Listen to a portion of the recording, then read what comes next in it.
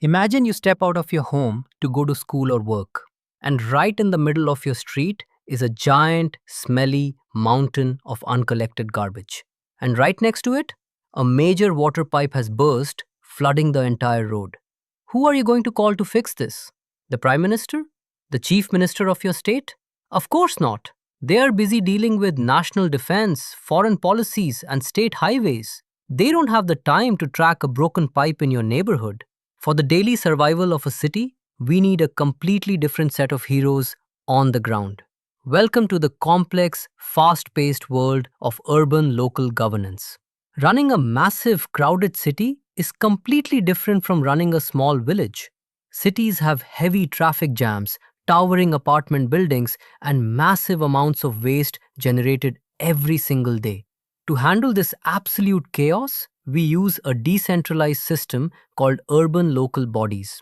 Think of a massive city like a giant pizza.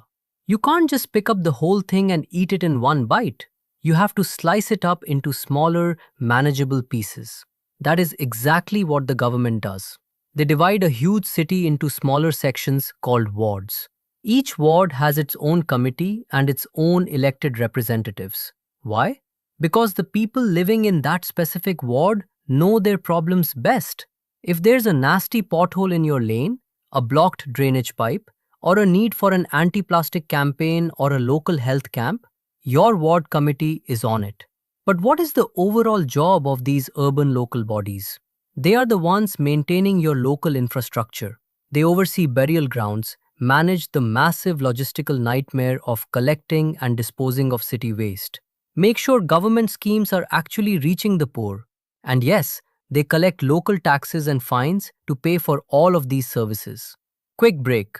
If you are loving this breakdown and want to master every single concept in your syllabus just like this, hit that subscribe button right now. Thousands of students are learning with us every day, and we don't want you to fall behind. Let's go. Now, not all urban areas are the same size.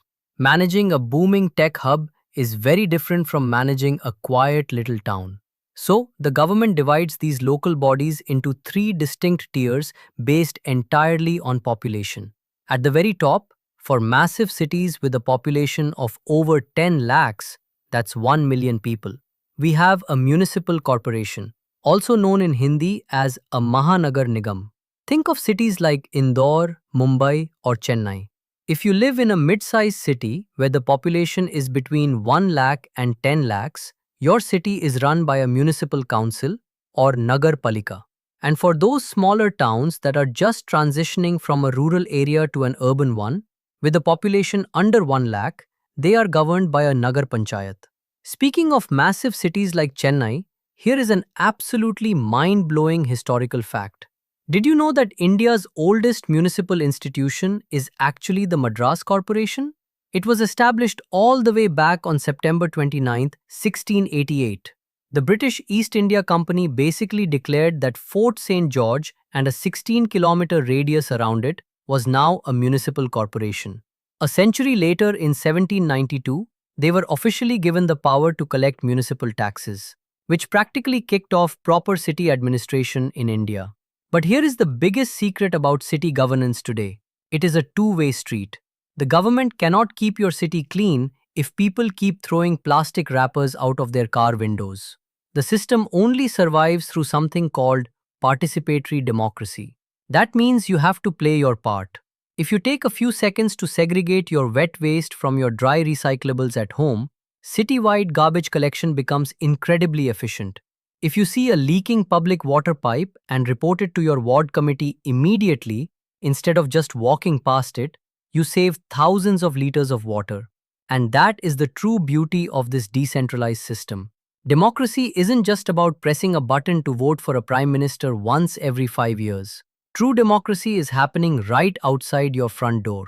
By understanding how your wards, councils, and corporations work, and by actively participating in your community, you don't just live in a city, you help run it.